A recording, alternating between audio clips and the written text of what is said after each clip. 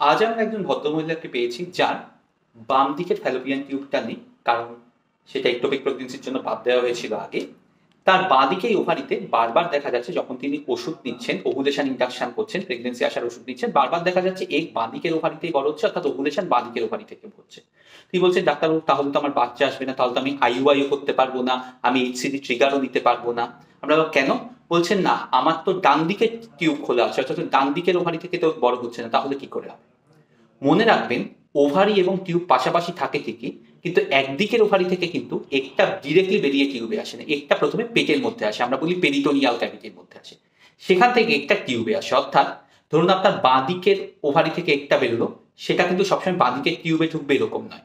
এটা কিন্তু পেটের মধ্যে এলো, এসে এটা কিন্তু এই ডান দিকের টিউবে ঢুকতে পারে এবং তাতেও প্রেগনেন্সি আসতে পারে। অর্থাৎ যেদিকে টিউব বাদ আছে সেদিকে ওভুলেশন হলেও কিন্তু প্রেগনেন্সি আসতে পারে।